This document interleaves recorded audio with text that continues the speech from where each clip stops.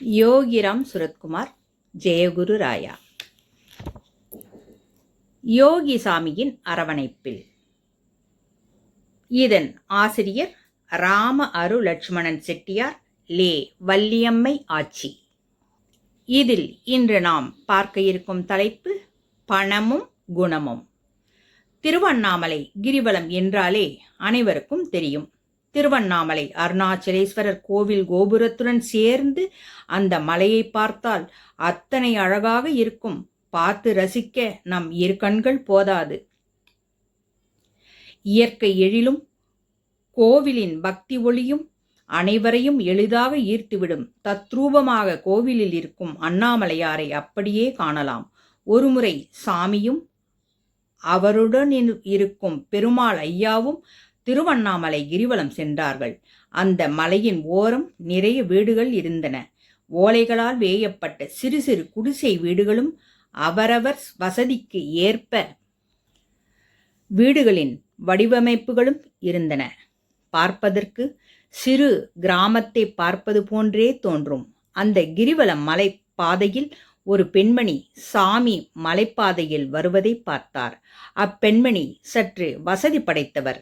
அவர் சாமியை பார்த்ததும், சாமி வா சாமி, நீ நம்ம வீட்டுக்கு வந்து ரொம்ப நாள் ஆச்சு சாமி, வா சாமி, வந்து ஒரு வாய் சாப்பிட்டு போ சாமி என்று அங்கு வாழும் மக்களின் பேச்சு வழக்கு இப்படித்தான் இருக்கும்.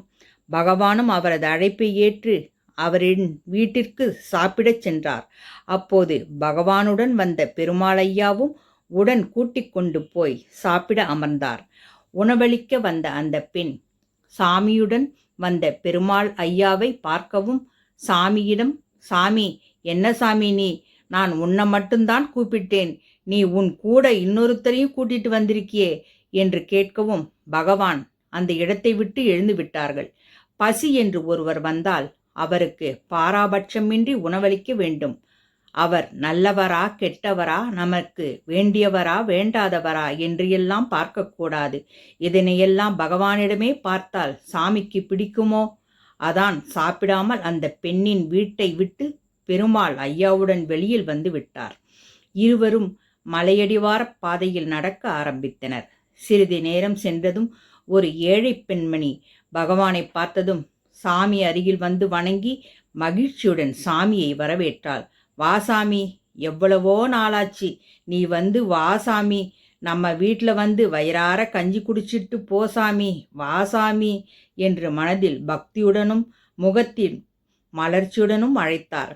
பகவான் அந்த ஏழையின் அழைப்பை ஏற்று சிரித்து கொண்டே அவள் வீட்டுக்கு சென்றார். ஏற்கனவே பட்ட அடியால் பெருமாள் ஐயா போகாமல் மௌனமாக நிற்க பகவான் பெருமாள் ஐயாவை பார்த்து, பெருமாள், அங்கு நல்ல பணம் இருக்கிறது, இங்கு நல்ல குணம் இருக்கிறது, எனவே தயங்காமல் வாருங்கள் என்றார். இருவரும் அந்த ஏழை பெண்மணி அன்புடன் அளித்த கஞ்சியை ருசியாக வயிறார குடித்தார்கள். பின்பு பகவான் அப்பெண்ணை ஆசீர்வாதம் செய்து, என்னதான் ஒரு மனிதரிடம் பணம் கொட்டி கிடந்தாலும் தன்னை போன்ற மனிதனுக்கு நல்ல குணமும் உதவும் மனமும் இல்லையெனில் அம்மனிதனுக்கு கிடைப்பதற்கரிய பாக்கியமும் கிடைக்கக்கூடிய பாக்கியமும் கிட்டாமல் போகும். மேலும் இறைவனும் அம்மனிதர்களை விரும்ப மாட்டார்கள் என்பதனை பெருமாள் சடையன் ஐயா இந்நிகழ்வை என்னிடம் கூறியபோது தெரிந்து கொண்டேன்.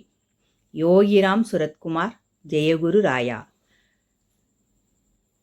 பகவானின் அரவணைப்பில் அனைவரும் இருப்போம்.